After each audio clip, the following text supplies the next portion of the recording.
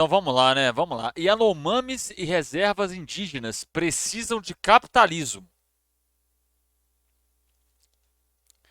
Vamos sofrer. Vou até acelerar um bocado esse vídeo, porque eu não tenho paciência para escutar esse cara falando. Rafael, cara, você demorou muito tempo pra fazer esse vídeo. Eu sei. Calma, calma. Porque semana passada foi um negócio bem intenso, foi um pouco complicado, ok? Exposto, vamos conversar desse negócio dos Yanomamis em Roraima, porque é uma falha de governo e é um excelente exemplo pra gente entender por que propriedade privada é fundamental pra uma sociedade funcionando, mesmo que seja no básico. O problema ali é meio que falta de capitalismo.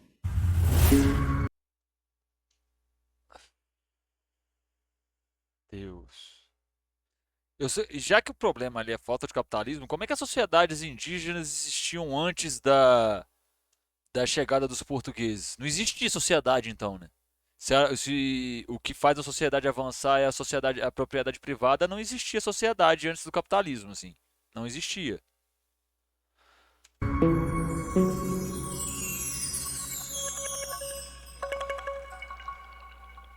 Então, assim, primeiro, tirando o óbvio da nossa frente, é uma tragédia humana, sim. O que tá acontecendo é invasão de garimpeiros, o que gera envenenamento dos rios, o que gera envenenamento das águas. Também tem uma tragédia de falta de produção de alimentos, então tem gente morrendo de fome, inanição, as fotos são horríveis. Tem gente morrendo de envenenamento por causa das águas, doenças, um monte de problemas, ok? É um desastre humanitário, sim. O foco que eu tenho nesse canal, a escolha que eu faço de como fazer conteúdo, não é entrar no. Caralho, o cara faz todo esse cenário ridículo com um monte de livro até, mas não tem capacidade de comprar a porra de um microfone direcional. Meu Deus do céu, tá dando eco, que coisa irritante! Na tragédia do hoje, só fazer um vídeo tipo, fique puto ou fique triste, mas. Tá, às vezes isso acontece, ok. Tá. Mas o que eu tento fazer é pensar, mas como é que a gente chegou aqui, como é que a gente pode resolver isso no longo prazo, como é que a gente pode fazer pra coisas como essa não acontecerem de novo? Tem um jeito muito bom, acaba com o capitalismo, né? Porque não é capitalismo, né? Os garimpeiros estão lá por causa de quê? Ele vai arrumar algum jeito de falar que é a esquerda que botou os garimpeiros lá.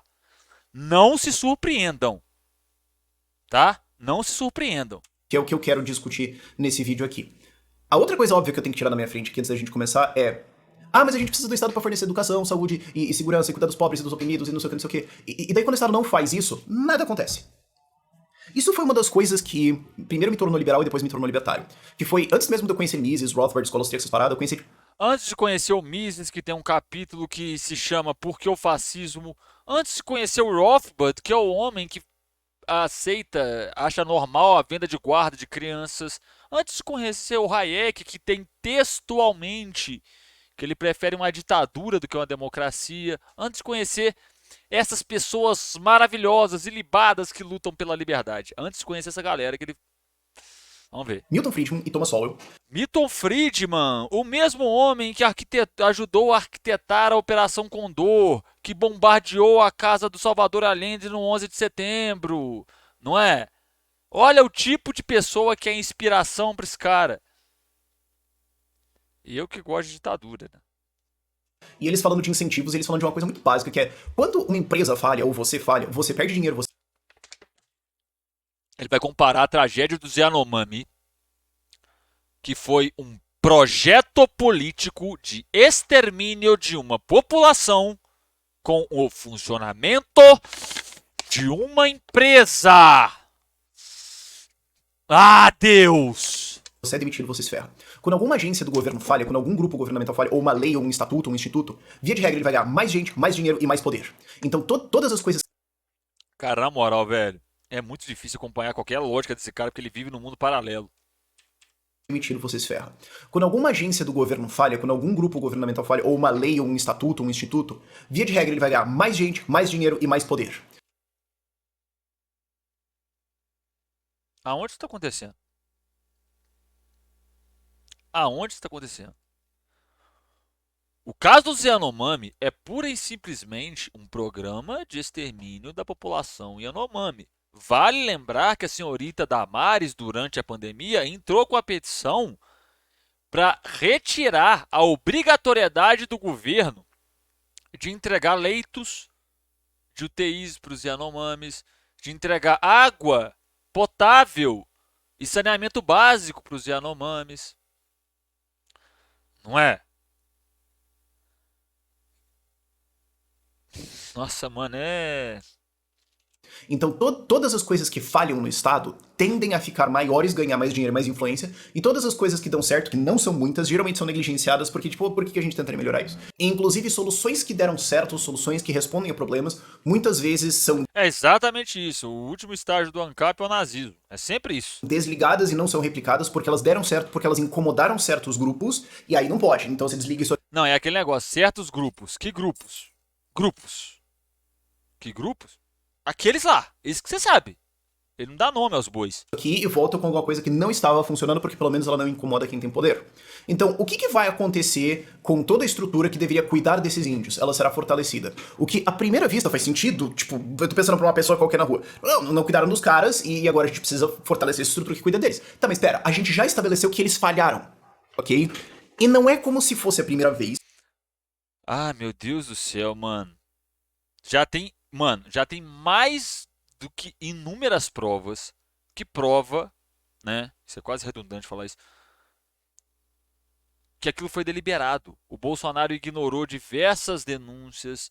Teve o caso da Damares, né?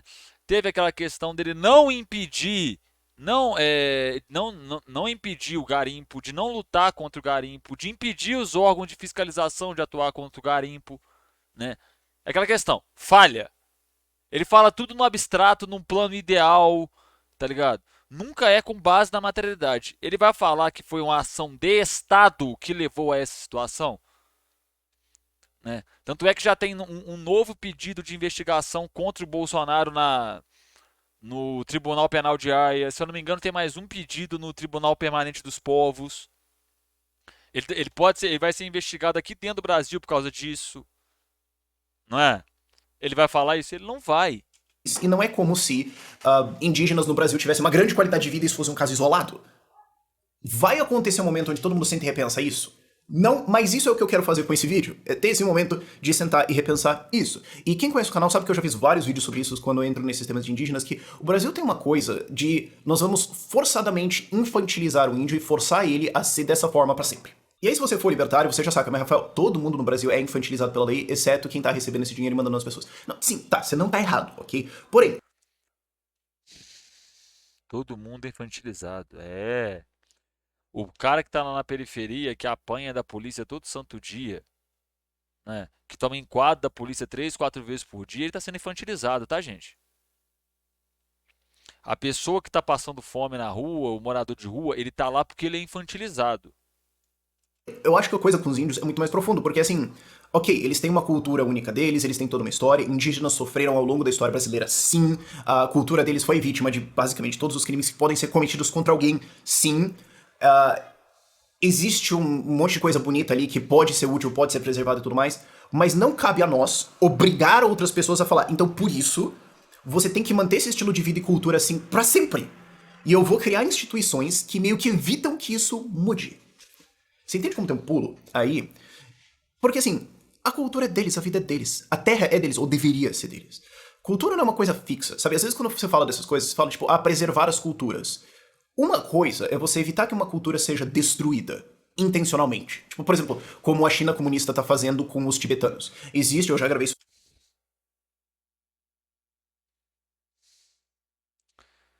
Deus, pelo amor de Deus, evita que eu vire, que eu fique maluco, pelo amor de Deus, eu não aguento, velho, eu não aguento. Sobre isso, por causa daquela música The Chant, do Gojira, que eu adoro, e que eu consegui ver ao vivo, e foi muito legal, tipo, todo mundo cantando junto, foi uma experiência muito maneira pra mim. Até que eu fui assaltado logo depois, porque era o Rock in Rio, eu perdi meu celular, mas... Rafael, por que você sai em tantas tangentes? Por que isso é necessário? É porque você não tem base argumentativa, é porque você tira tudo de Nárnia, é porque você não sabe argumentar, é por isso que você sempre sai pela tangente. Porque seu argumento não tem base material, porque você é fraco. E toda pessoa que contesta você, você bloqueia nas redes sociais, você finge que o argumento da pessoa não existe. É por isso que você sai pela tangente. Não é? É uma pessoa que é frustrada em todos os campos da vida, provavelmente, e fica fazendo esse monte de besteira saindo pela tangente pra parecer que é um cara lúcido. Voltando, a China tá fazendo um programa de tentar deletar a cultura tibetana. Então, de perseguir os monges, de impedir que as famílias criem seus próprios filhos, de destruir os templos, de evitar ensino com a língua tibetana. É um esforço de Estado calculado e deliberado para deletar uma cultura da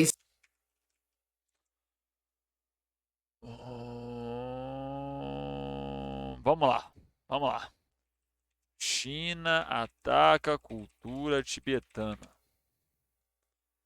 Conflito China-Tibete, monografias, invasão chinesa no Tibete 1950, genocídio tibetano, 1949, Tibete ameaça a China, Diplomatique, Le Monde Diplomatique. A recusa de Pequim ao diálogo com o Dalai Lama não tem razões econômicas, está relacionado ao impulso nacionalista e ao temor de que a revolta agudize tensões hoje contidas na China, mas tal postura tende a radicalizar a juventude tibetana a atiçar conflitos que outras potências desejam. Tá. Não tem nada falando sobre planejamento de Estado, só tem um conflito de interesses. Mas segundo ele, já é o suficiente para ele afirmar que tem um conflito intenso ali, de extermínio, né? O Felipe Duran mora lá na China. Direto a galera fala esse tipo de coisa e fala, mano, isso não existe. Eu moro aqui na China, eu tô vivendo aqui, não tem nada disso. A galera adora falar, por exemplo, que lá é proibido você ser católico. Ele foi lá, filmou dentro da igreja católica. Existência. E isso existe, ok? Então, assim, é importante impedir isso. Eu imagino que todo mundo vai concordar, exceto quem é passapanista de ditadura, mas eu não me importo com a opinião dessa galera maluca. Outra coisa é você forçar uma cultura a nunca mudar. Culturas mudam, pessoas mudam. Novos estímulos, novas tecnologias, novas ideias vêm e isso exige que a sociedade se adapte a essas coisas. Sociedade, cultura é movimento, cultura é uma conversa. Então... Cultura é uma conversa, ah, meu Deus do céu, velho, eu não tô escutando isso não, velho. Ele nunca leu porra nenhuma de antropologia pra falar isso, meu Deus do céu! Você chega lá e fala, vocês vão viver assim pra sempre.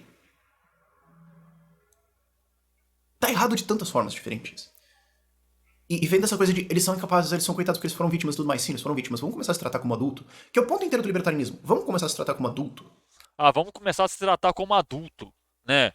Então por que você bloqueia os outros, Rafael? Seja adulto, não bloqueia ninguém. Aguenta a pedrada. Aguenta a crítica.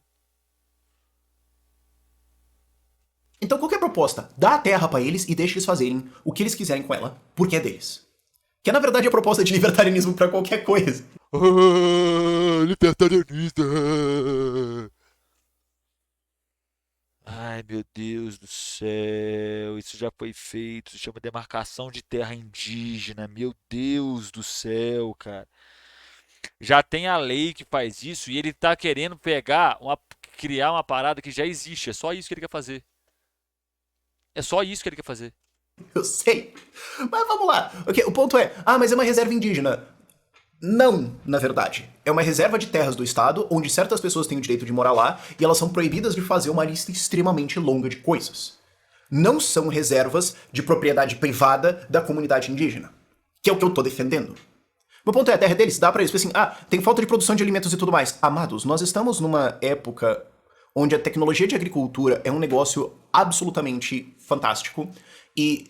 se você conhece, você conhece. Se você não conhece, você provavelmente mora numa cidade de grande porte e você não consegue diferenciar um pé de feijão de um pé de soja. E isso é um pouco triste, mas não é o objetivo desse vídeo. O ponto é, como que no ano... É o ano corrente. Como é que no ano de 2023 faltam tecnologias para produção de alimentos básica para sustentar uma comunidade, convenhamos, não é muito grande? Ah, peraí. Então o problema é a produção de alimentos. Então a gente produz alimento para 2,5 planetas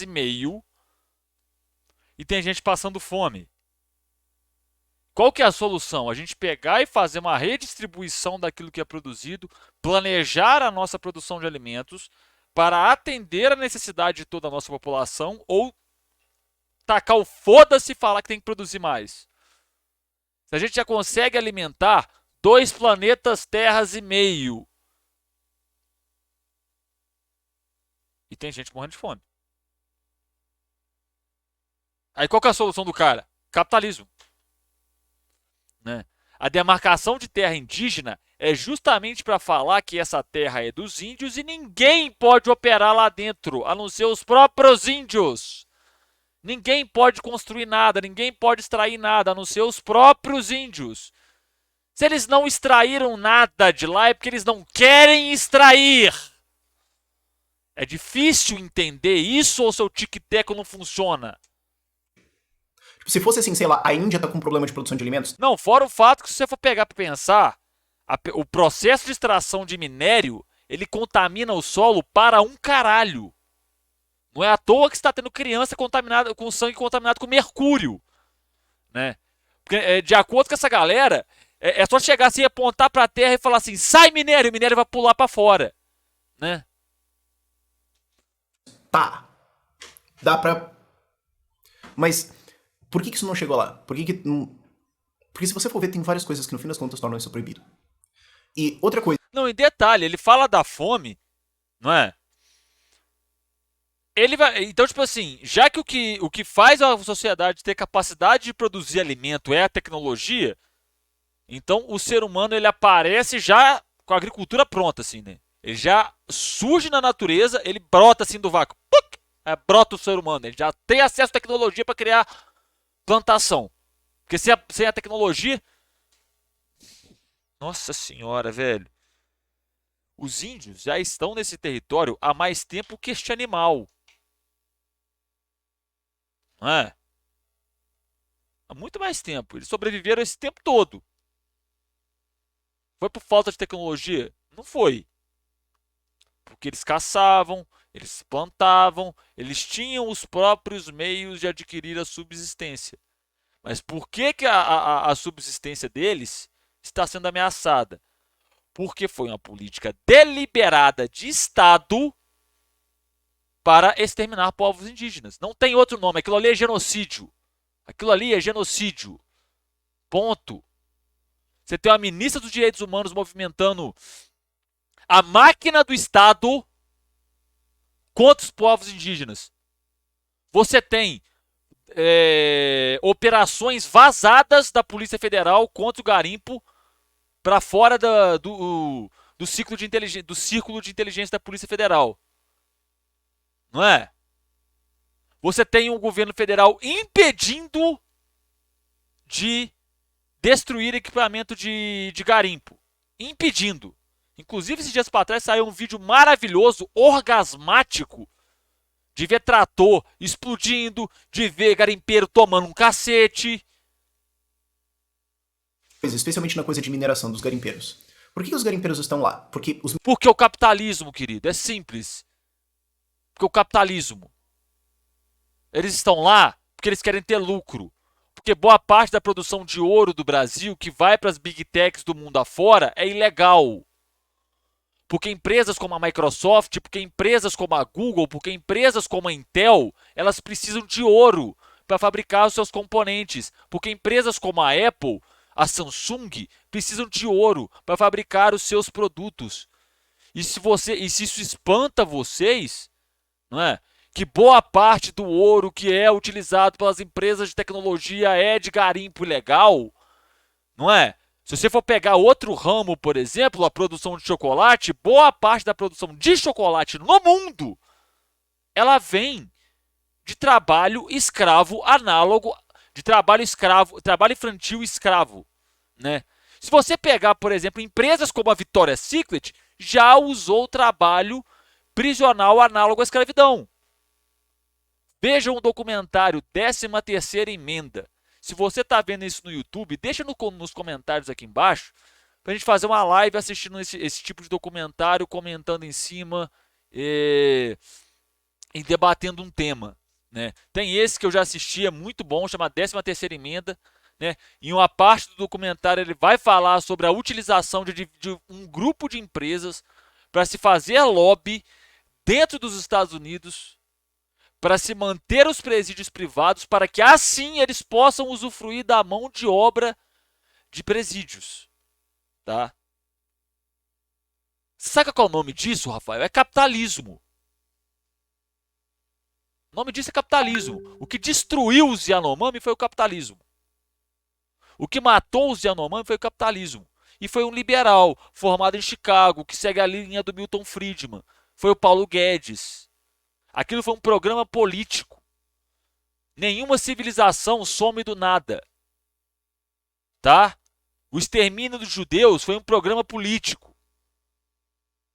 A perseguição aos ciganos dentro da Ucrânia é um programa político. A perseguição dos Yanomamis no Brasil é um programa político. A perseguição dos negros e latinos dentro dos Estados Unidos é um programa político. Puro e simples. Os minérios estão lá, existe riqueza lá. Oferta e demanda, alguém vai tentar ir atrás. É que nem assim, contrabando de cigarro. Tem gente que quer fumar. Ah, mas eu não gosto. Eu vou repetir, tem gente que quer fumar. Ah, vamos tacar um puta imposto em cima. O PCC vai traficar cigarro pra vender pras pessoas, pra vender barato. E daí o PCC vai ganhar dinheiro com isso. E eles vão pegar esse dinheiro e entrar na política e começar a entrar em negócios e tudo mais, virar uma organização paraestatal e começar a controlar a sua vida. O PCC vai entrar na política. O PCC vai entrar na política. Tem um documentário na HBO Max, ele é dividido em 4 episódios que vai contar a origem do PCC. E tem uma etnografia de uma socióloga que o marido dela é preso e ao visitar ele na cadeia, ela vai conhecendo os mecanismos de funcionamento do PCC. Se você pegar o PCC e olhar as diretrizes, a diretriz matriz dele, ele bebe muito da Revolução Francesa. Liberdade, igualdade, fraternidade. Só que é um aparato criado para se lutar contra a repressão do Estado. Inicialmente, o PCC ele era um meio dos presos negociarem pautas dentro da prisão com a direção. Era a organização dos presos para que eles pudessem reivindicar contra a direção do presídio as coisas que eles queriam. Só que eles veem que não vai dar certo, que lógico que não ia dar certo, né? Que o sistema carcerário, ele nunca, o sistema carcerário nunca teve o intuito de recuperar ninguém, tá? Nunca teve. Tem o Ronald Reagan, se eu não me engano, ele foi o governador da Califórnia. Se eu não me engano, é da Califórnia, né? E ele é governador da Califórnia justamente quando começa-se o encarceramento em massa nos Estados Unidos da América. O que o Ronald Reagan faz? Ele pega e contrata pesquisadores de todas as áreas. Ciências sociais, psicólogos, psiquiatras, médicos, né? Antropólogos, economistas, serviço social, administração. Ele contrata gente para um caralho e dá muito dinheiro para os caras, muito dinheiro, tá? E ele fala com os caras o seguinte: eu quero uma solução para o encarceramento em massa nos Estados Unidos da América. Você sabe qual que é a resposta deles?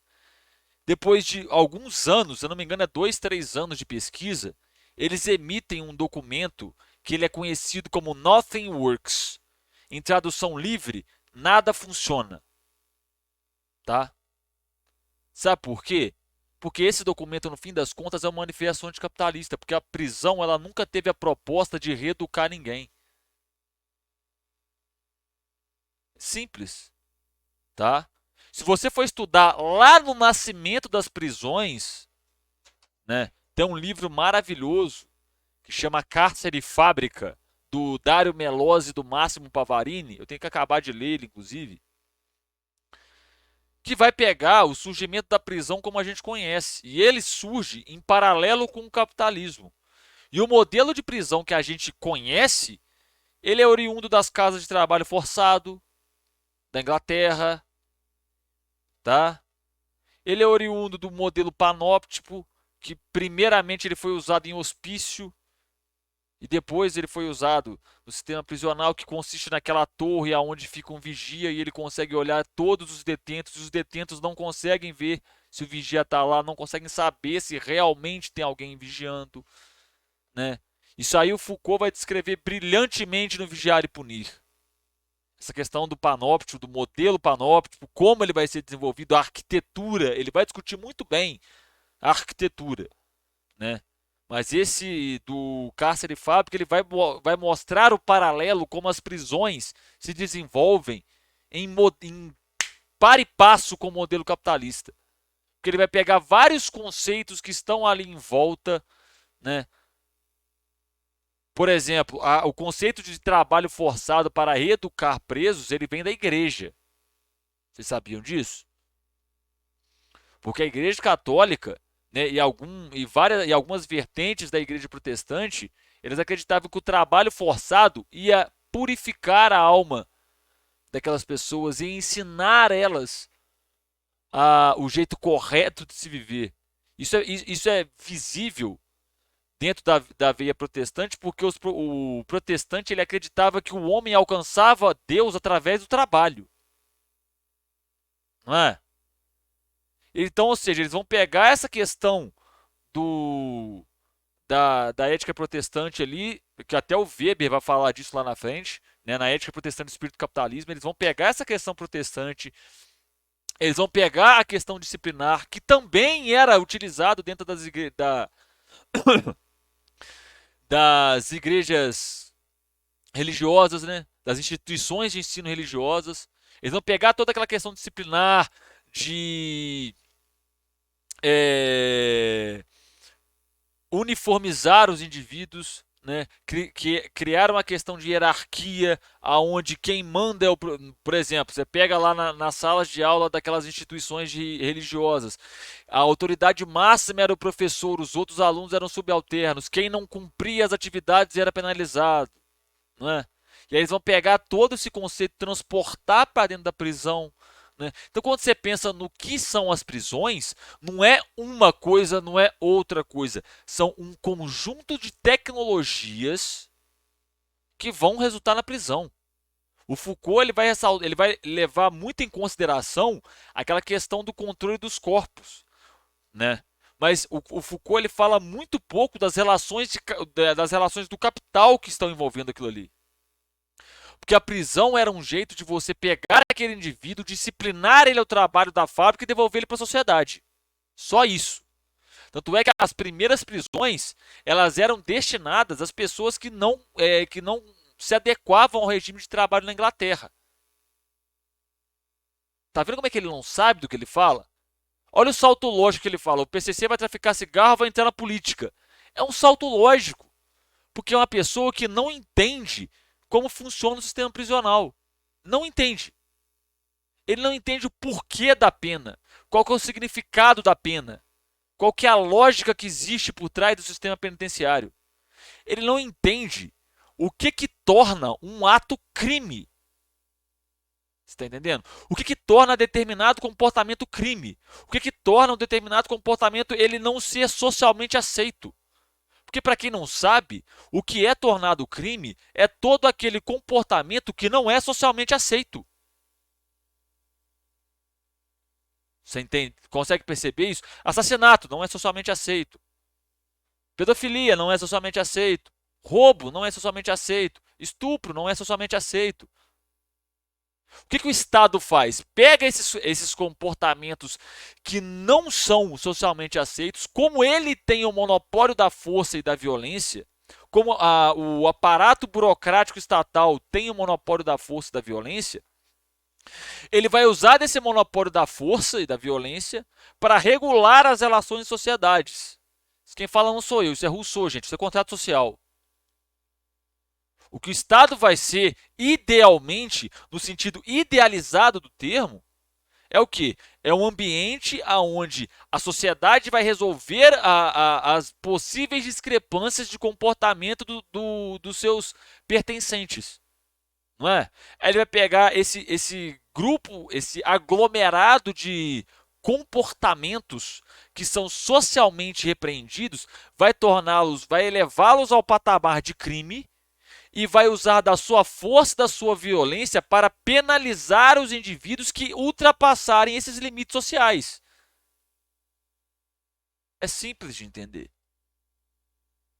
Esse é o aparato burocrático, esse é o aparato lógico que se tem por trás da criminalização de um determinado ato. É simples. Não tem nada de lógico, de ilógico, não tem nada de irracional. Se você pegar lá nas sociedades tribais, elas também tinham a sua forma de criminalizar certos atos. Só que o nível de complexidade do aparato que se tinha para regular o comportamento social era muito menor do que o que se tem hoje. Até porque o número de pessoas que compunha esse grupo era muito menor. Então não tinha necessidade de um aparato burocrático tão grande. Não é? Fora o fato que se você pegar, por exemplo, o surgimento da polícia moderna, a polícia que vocês conhecem, ela foi puramente criada para defender propriedade privada. É simples de perceber. A polícia, inicialmente, lá no cerne do seu surgimento, a principal função dela era defender propriedade privada. Tanto é que ela surge no mesmo contexto que começa a se surgir os movimentos operários na Inglaterra. A polícia, como vocês conhecem, ela foi criada para reprimir o movimento operário, para defender a propriedade privada, para impedir que os operários quebrassem as fábricas. Tá? Não foi para fazer valer a lei e a ordem, não. A polícia é um aparato de força e repressão do Estado. Inicialmente, ela foi usada para coibir manifestações, curiosamente até hoje. Quando você tem manifestação de esquerda radical, de esquerda do trabalhador reivindicando as suas pautas, quem vai lá e desce o cacete neles é a polícia. Deixa os caras fumar. Oferta e demanda. Isso acontece. Então, assim, É claro, a pessoa fuma por oferta e demanda, né? Para quem tem amigo fumante, conhece uma pessoa que é fumante, chega e pergunta para ela por que você fuma. Nenhuma delas vai saber responder. Pouquíssimos talvez saibam responder. Só que aí tem uma questão muito, muito grande envolvendo isso. Gente, vamos lá. Cigarro é droga. Álcool é droga. Tá? Se você pegar os casos das pessoas que se viciam em cigarro e perguntar para elas qual que é o momento que você mais faz uso de cigarro. Gente, eu fumo cigarro. Vocês sabem disso, vocês já viram eu fumando aqui nos vídeos, aqui em live. E pegar e olhar, eu fumo porque eu tenho ansiedade, me ajuda a controlar a ansiedade, mas eu já, por não ter condições financeiras, às vezes, de procurar um psiquiatra, de procurar o tratamento adequado, que seja com medicamento fitoterápico, que seja com medicamento tarja preta em caso necessário, eu não faço isso porque eu não tenho condição. E aí, o que eu faço? Eu vou no paliativo mais barato, no cigarro. Eu não comecei a fumar porque, olha, é legal fumar. Não, gente, não. Não. Se você pegar sociedades onde você tem uma qualidade de vida maior, você vai reparar que o consumo de vida o consumo de drogas é menor. Se você pegar, por exemplo, quando cai o regime soviético na Rússia, o consumo de drogas dispara. Por quê? A pessoa não vai usar droga porque é cool, porque é legal, porque é bonito. As pessoas elas usam droga porque elas precisam de um refúgio. Droga é fuga de realidade. Mas segundo para ele, as pessoas fumam por causa de oferta e demanda. Tá ligado? Teve um conhecido meu que ele tava num bar e aí um morador de rua chegou para ele e falou assim: "Ô amigo, você me dá dinheiro para me comprar um caderno?" E aí ele falou: "Cara, seja honesto, fala a verdade. Fala que você quer dinheiro para comprar uma cachaça, eu pago a cachaça para você. Fala que você quer dinheiro para comprar uma pedra de crack. Seja honesto." Ele: "Não, cara. Eu quero dinheiro pra comprar um caderno pra me escrever filosofia." E aí os caras ficaram zoando ele. "Mano, você não sabe nada de filosofia, você não sabe nada." Ele: "Não, pergunta qualquer filósofo." Os caras falaram Kant. Ele foi lá e falou tudo sobre Kant. Explicou a base da filosofia kantiana. Hegel explicou a base da filosofia hegeliana. Platão explicou Platão. Eles ficaram horas conversando. Aí os caras perguntaram: "Mano, por que você tá na rua?" Aí o cara falou: "Eu perdi meu emprego, minha mulher separou de mim e eu perdi minha casa. Eu encontrei conforto no crack." As pessoas que procuram droga é por fuga de realidade. Você entendeu? Droga não é um problema de polícia. Droga é um problema de saúde pública. É simples de entender. Todas as pessoas que eu conheço, todas elas, sem exceção, todas elas que são usuários de droga, todas elas tiveram seu gatilho em um determinado momento da vida aonde eles perderam algo que era extremamente importante.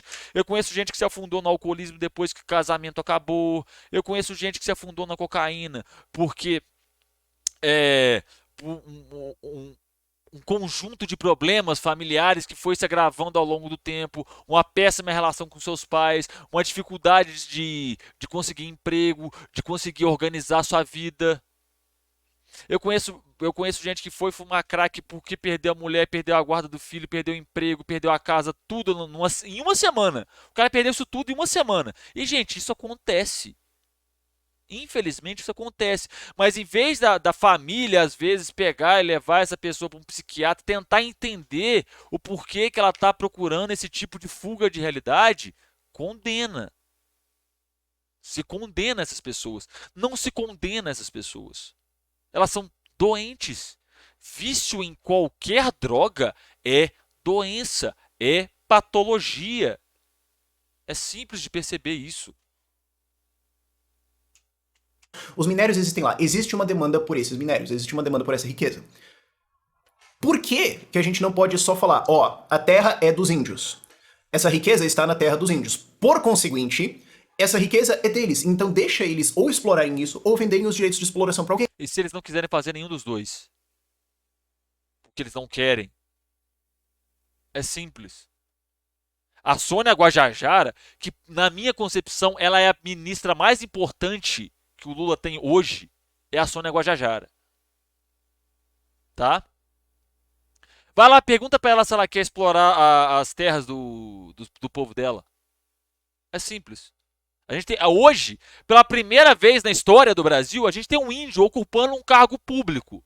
Olha só, a gente tem mais de 500 anos de história e em 500 anos, a primeira vez que a gente tem um índio dentro de um cargo público é em 2023.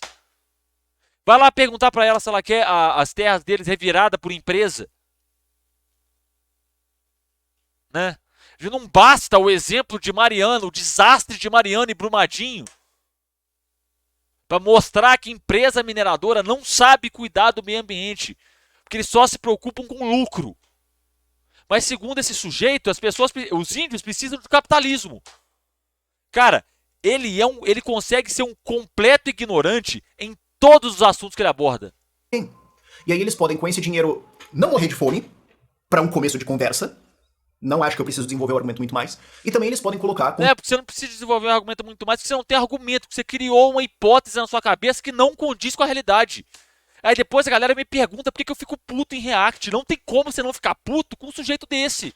Condições de como essa exploração será feita. Porque nós temos um problema de poluição aqui. Sim, garimpeiros estão entrando lá, minerando tudo mais, usando um monte de coisa, que vai no rio e mata a gente. Isso é poluição. Poluição é um caso dentro de libertarianismo, uma das formas que a gente vê. É um caso especial de invasão de propriedade privada. Se eu entro na sua casa pelado e começo a rebolar na sua sala, isso é um caso de invasão de propriedade privada. Se eu metralho a sua casa, entre várias coisas, isso é um caso de invasão de propriedade privada. Eu estou destruindo o que é seu. Quem que faz isso? Tá vendo como é que ele pega exemplos hipotéticos e reais para corroborar o que ele fala? É tudo no achismo, no foda-se, no argumentação freestyle. Quem que invade a casa dos outros pra ficar pelado rebolando? Quem que faz isso? Quem que metralha a casa dos outros? Se eu coloco poluentes no que é a sua propriedade e você sofre por causa disso, danos ocorrem, isso é uma invasão de propriedade privada. Então, isso que tá acontecendo é poluição sim e é um dano causado por esses caras. Por quê? Porque eles não serão punidos. Mas isso não é necessário que aconteça. Tipo, a poluição não é necessária. Você pode ter mineração, você pode ter exploração de recursos feita de uma maneira segura e responsável. Isso acontece. Vale do Rio Doce, Brumadinho, Mariana. Ele já viu. Cara. Ô, gente, faz o seguinte. Pesquise na internet extração de silício. Só isso. Pesquise na internet extração de silício. Aí vocês vão tirar a dúvida se dá pra fazer extração de minério de forma consciente. Só procura. Só que, pra você ter isso, você tem que ter um contrato com alguém responsável que vai lá e que tem cláusulas onde, é isso como você vai fazer as coisas. E se você quebrar essas cláusulas e você causar danos, poluir, se você fizer A, B, C, D, etc., você vai responder. Você vai ser obrigado a arcar com as consequências dos danos que você causou e restituir isso. Porque, por exemplo, o caso de Brumadinho. A Vale tinha uma puta represa, ela falhou depois de anos. Os caras que estão responsáveis por isso estão no banco de réus, porque a justiça brasileira demora. Mas o fato é que a Vale teve que pagar um acordo de quase 40 bilhões de reais pra consertar. Não pagou. Sabia disso? Sabia que a Vale não pagou? Ela ainda não pagou. Vamos ver se a Vale pagou. Vale paga a indenização. Vamos ver se a Vale pagou. Vale pagará a indenização. 58 bilhões de indenização, valor equivalente a 50 vezes o último salário recebido por ela. Não é. Pagará, mas vamos ver a data disso aqui. Cadê a data? Cadê a data? Cadê a data? Data. Não tem data, né? Não tem data nessa porra. Né? Pagará. Não tem nada falando que pagou, não. Tem nada falando que pagou. Indenizações, Vale paga 3 bilhões. Só 3 bilhões. Com coisa que dinheiro vai conseguir ressarcir uma mãe a perda de um filho, né? Você consegue, eu acho ridículo essa galera que tenta pesar a vida monetariamente. Porque para uma mãe, o filho não tem valor. A casa que ela tinha, que ela morava, que às vezes ela demorou muito tempo para construir, não tem valor. Mas esse indivíduo mentecapto consegue pensar em alguma coisa sem ser dinheiro? Não. Porque para ele, amor é propriedade. Tá esse troço. Por quê? Você causou dano. Paga! Só que para isso você precisa ter um sistema de justiça funcional. E daí você vai falar, Estado, não. Você tem várias formas de sistemas de justiça sem estados que conseguem funcionar. O que eu tô dizendo aqui é que você precisa de... Fala um. Fala um. Eu quero um. Eu quero um modelo. Propriedade privada, contratos e punição de quem viola contratos. Que é capitalismo. Eu tô explicando capitalismo. E de novo... Americanas. Fraude contábil. Já tem suspeita da Ambev de fraude contábil também.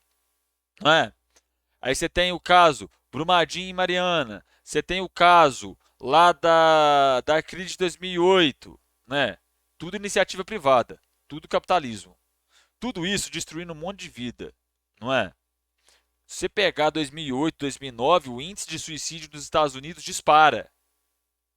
Por que será, né? Como é que você mensura isso monetariamente agora?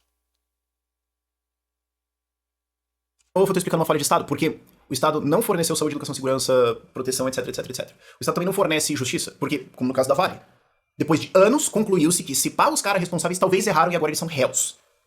Por que os garimpeiros estão indo lá e fazendo isso? E roubando, e poluindo e matando? Porque não vai dar nada. Porque o Brasil é o país da impunidade. Porque aqui quem erra não se ferra. Porque aqui, ser honesto é Aqui. Ô, gente, você sabe quantas pessoas foram presas pela fraude do sistema financeiro nos Estados Unidos em 2008? Uma pessoa. Uma pessoa. E aí fica a pergunta, quem que monta esquema de corrupção sozinho? Hein? subótimo. Você que é honesto, você que escolhe todo dia falar, eu vou fazer as coisas certas, você olha e fala, eu sou trouxa, porque se eu fosse filha da mãe, se eu roubasse as pessoas, se eu fraudasse, se eu cometesse crimes, eu ia ganhar dinheiro e não ia dar nada. Mas eu escolho ser honesto. E daí você toma um tapa na cara da realidade todo dia por causa disso. Então, você entende como é várias camadas de problemas aqui que causam isso? O que eu tô propondo? Dá terra pros caras, deixa eles plantarem, deixa eles vender os direitos minerais, deixa trazer mineradores que vão fazer isso de maneira responsável e crie-se um sistema que vai punir eles. Aí você fala, pô, mas café, mano, vai ficar meio caro aqui. Deixa eu colocar um outro exemplo legal aqui. Cacau e café. Existe um problema muito sério. Aliás, esquece até café. Vamos ficar só em cacau. Fica mais simples. Existe um problema extremamente sério de mão de obra escrava em cacau na África. Ok? Uma grande porcentagem de cacau que vem da África veio de mão de obra escrava de crianças. E isso é um problema na Europa. Eles estão tipo, eu quero comer chocolate, mas eu também quero ter certeza que eu não tô financiando uma guerrilha que escravizou crianças. Como é que eu faço isso? Então existe toda uma certificação em vários países. Qual que são as empresas que estão envolvidas nisso mesmo? É Nestlé, né? O nome disso é capitalismo. É simples de perceber isso.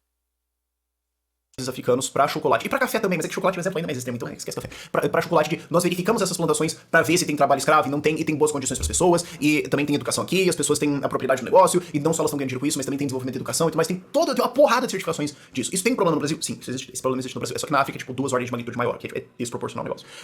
E esse chocolate com todas essas certificações é vendido pra processadores na Europa a um preço de fazer os teus ouvidos sangrarem.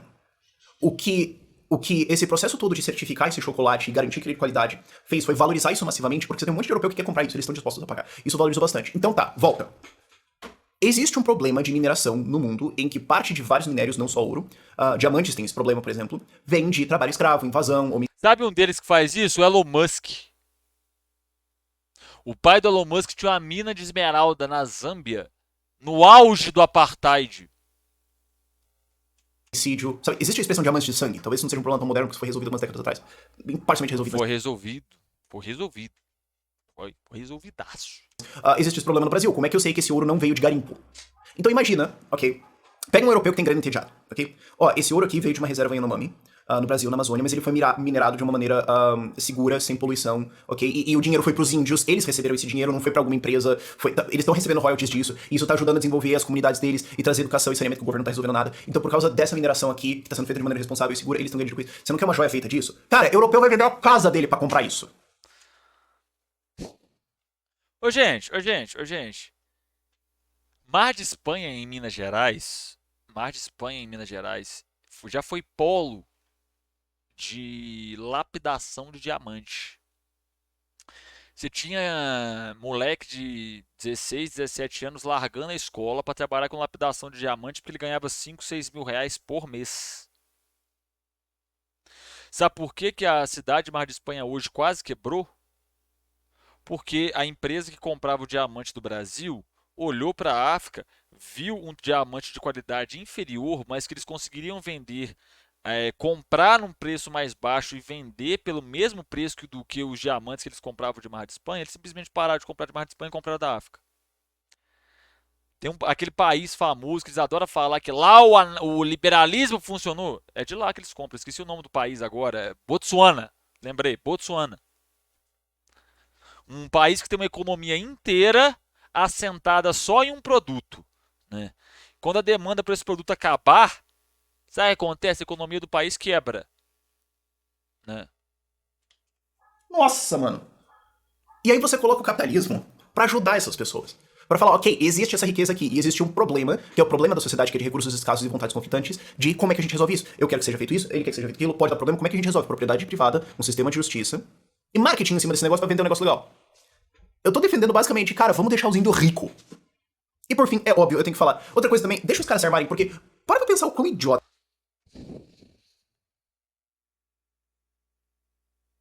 A insegurança do homem branco hétero é uma coisa inexplicável.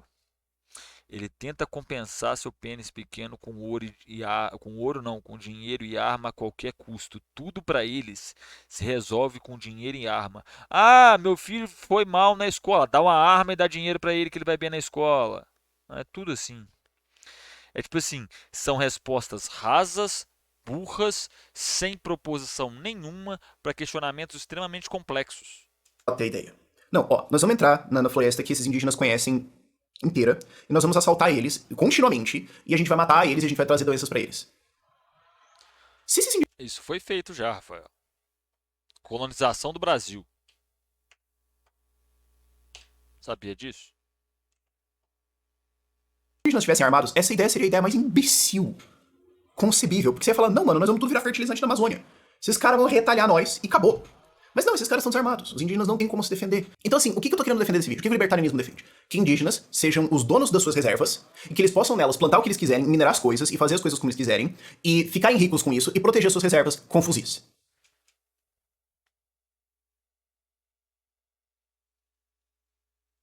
Eu desisto. Eu desisto. Eu desisto. É ser muito burro. Isso aqui é tipo assim, é isso aqui que a galera fala que é o suprassumo da inteligência da internet? Nossa senhora, meu senhor Jesus. Ideias radicais? Não sei. Por esse vídeo é isso. Tchau, tchau. Nossa, que bagulho ruim. Nossa, que argumentação pífia. Tá ligado? E é esse tipo de pessoa que acha que sabe de alguma coisa dos índios aí, ó. Tá aí pra vocês verem. Eu não preciso nem de falar mais nada, tá? Pra você que tá acompanhando, aqui tem outro vídeo pra você, aqui tem a bolinha, tá bom? Se inscreve aí, deixa o like, aqui tem um QR Code aqui, deixa eu achar aqui. Tem um QR Code se você quiser dar o apoio pra nós, tá? Deixe seu apoio aí. Muito, muito obrigado pela paciência. Eu vou ficando por aqui. Até a próxima e falou!